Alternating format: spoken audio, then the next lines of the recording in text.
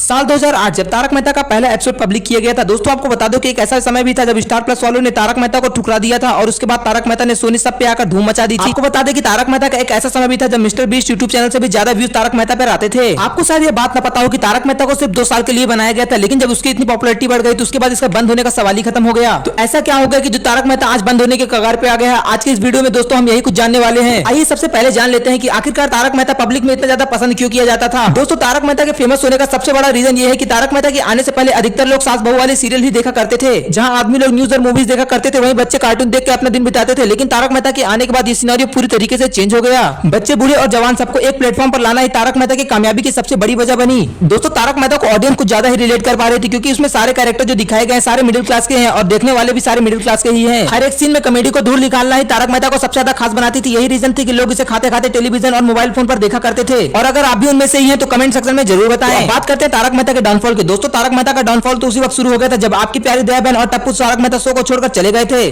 Character के show को छोड़ने का सिलसिला यहीं पे नहीं रुका। दोस्तों आपको बता दें कि लगातार एक के बाद एक कैरेक्टर तारक मेहता शो को छोड़कर जाने लगे। दोस्तों तारक मेहता के कैरेक्टर पहले तो शो छोड़कर चले जा रहे थे, लेकिन उसके बाद तारक मेहता के जो भी कैरेक्टर शो छोड़कर जा रहे थे वो कुछ न कुछ तारक मेहता पे कुछ ऐसे एलिगेशन लगा दे रहे थे, जिसकी वजह से तारक मेहता की बहुत ही ज्यादा बदनामी शुरू हो गई थी। आपको बता दें साल 2020 में जब नेहा मेहता यानी कि अंजलि भाभी ने किरदार अपना छोड़ा था, उसके वक्त उन्होंने बताया था कि उनको बॉडी शेमिंग के लिए बहुत ज्यादा टॉर्चर किया जाता था। और ये एलिगेशन लगने का सिलसिला रुका नहीं, इसके एक के बाद एक कैरेक्टर शो को छोड़कर जाने लगे, साथ ही एलिगेशन भी लगाने लगे, चाहे वो नेहा मेहता हो चाहे शैलेश लोढ़ा हो। इस तरीके से सारे कैरेक्टर तारक मेहता के प्रोड्यूसर आशित कुमार मोदी पे 2022 से पहले भी बहुत सारे एलिगेशन लेके, लेकिन जो इस बार एलिगेशन लगा उनको पूरी तरीके से बदनाम कर दिया। जी हाँ दोस्तों मैं बात कर रहा हूँ तारक मेहता शो में रोशन भाभी का किरदार निभाने वाली जिनफर मिस्ट्री की, जिन्होंने तारक मेहता के प्रोड्यूसर आशित कुमार मोदी के ऊपर शराब पीने के लिए जोर देने वाली बात या फिर शो से निकाल देने वाली बात हो, चाहे सेक्सुअल हैरासमेंट। दोस्तों तीसरा वाला केस तो कुछ ज्यादा ही हद कर दिया था। तारक मेहता के प्रोड्यूसर के ऊपर एक के बाद एक ऐसे केस लगते चले जा रहे थे। और ऐसी ही कुछ बात तारक मेहता में बावड़ी का रोल निभाने वाली नवीना वाडेकर ने भी बताया था।